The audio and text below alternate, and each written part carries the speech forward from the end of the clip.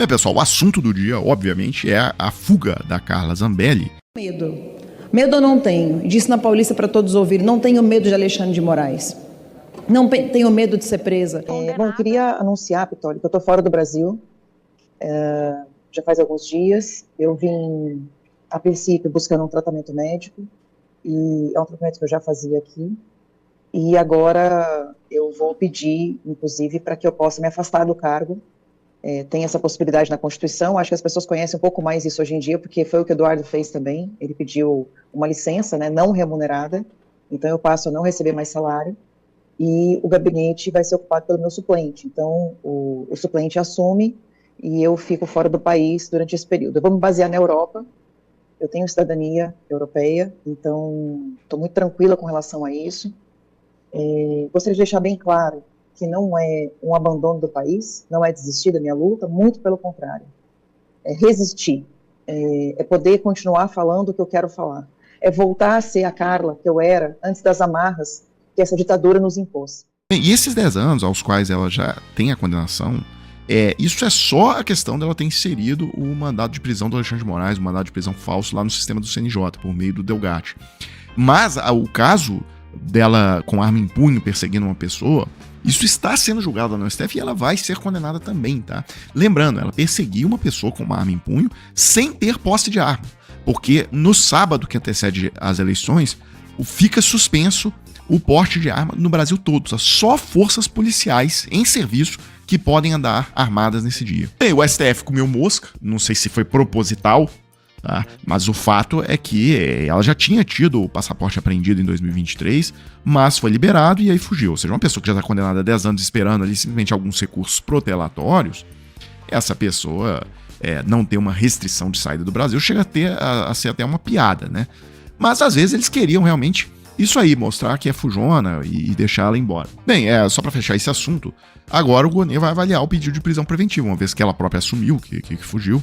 Então, e aí sim, a hora que tiver o pedido de prisão, aí ela vai se tornar oficialmente uma fugitiva. Porque nós falamos aqui em fugitiva, mas pelo sentido moral, de que ela fugiu, de que ela arregou para o processo e tal, mas na verdade ela ainda não tem mandado, ela pôde passar pelo aeroporto tranquilamente, porque ela não tem nem restrição de passaporte, né? Agora, vamos ver porque o crime dela não é um crime de apologia a golpe de Estado, e que aí a Espanha, por exemplo, tem entendido esse crime como liberdade de expressão e etc.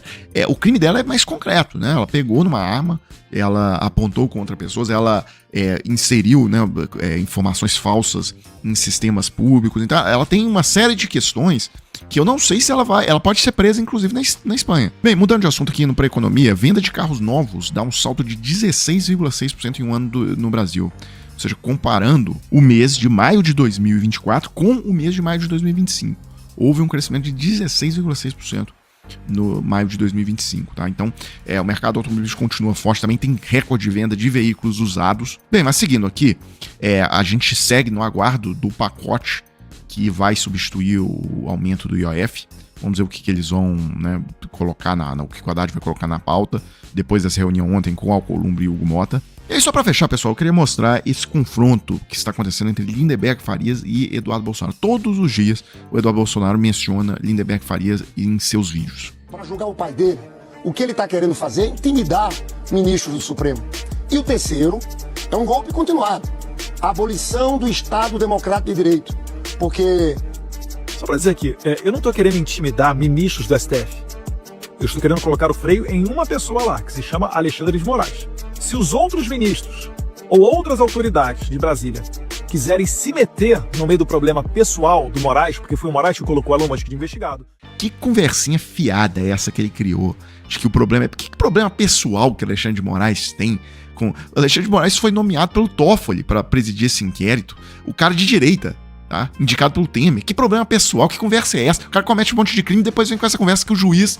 Aí na hora de ser condenado, não, o juiz tem problema pessoal comigo. Vá. E aí é o seguinte, olha só. Por unanimidade, a primeira turma do STF mantém suspensão do X no Brasil.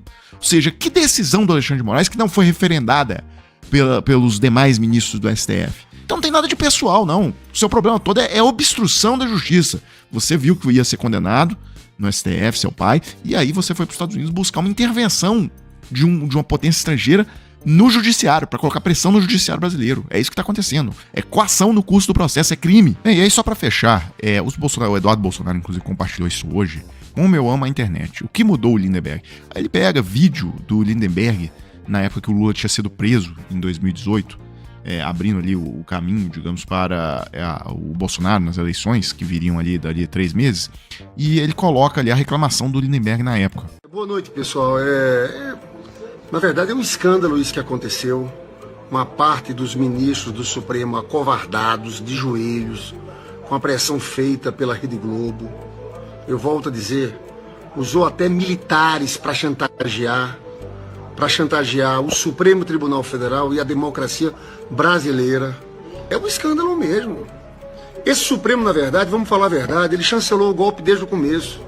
Se tem uma coisa que eu lamento é que muita gente nossa teve ilusão demais com o Poder Judiciário, com o Supremo Tribunal Federal. Bem, o Lindenberg falou sobre isso numa entrevista ontem, tá, pro Estúdio I. Ele falou ali, foi perguntado pelos jornalistas exatamente sobre essa questão. E a campanha que vocês faziam quando foi o Lula preso, vocês inclusive foram ao exterior, tá?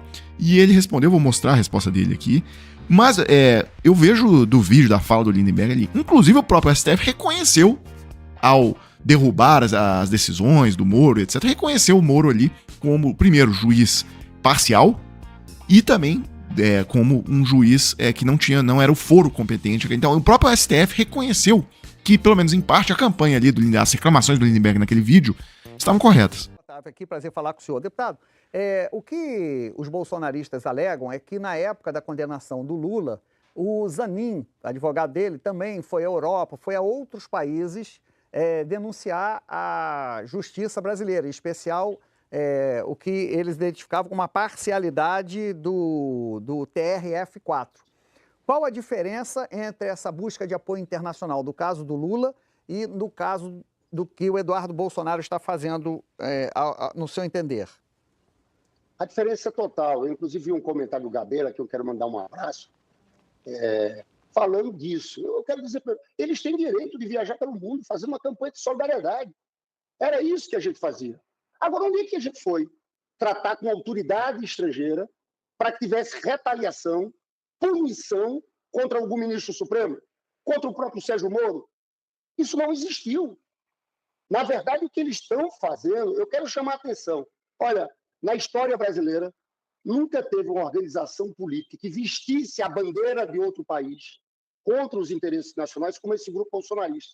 Pessoal, agora eu quero falar com você que tem interesse de faturar entre 2 a 6 mil reais trabalhando de casa, tá? 100% home office. Hoje em dia, nas plataformas digitais, existem várias formas de você obter esse resultado. E olha só, não é bet, não é casa de aposta, não é porcariada nenhuma disso. É trabalho sério, é trabalho de verdade e é para quem tá interessado no assunto, tá? Então, eu consegui aqui a autorização de 3 pessoas que fecharam com a gente para mostrar o depoimento delas sobre o que elas acharam aqui, qual foi o retorno que elas obtiveram. Então, o Marcos Viana, por exemplo, conseguiu $679 em 2 semanas após iniciar com o Clayson. Isso, numa conversão simples, dá R$ 3.870.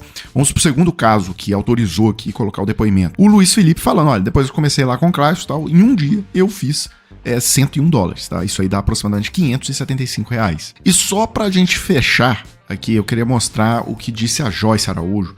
Ela também autorizou a divulgação aqui do depoimento dela. Ela teve o melhor resultado, tá? $1.098, tá? Isso aí dá na conversão R$6.258. Então é o seguinte, se você quiser saber como que faz, etc., clique no link que aparece na descrição do vídeo aqui embaixo e aí você vai ser remetido a conversar com o Clayson e vai ter todos os esclarecimentos. Pessoal, então é isso. Eu fecho esse vídeo agora e volto numa próxima oportunidade.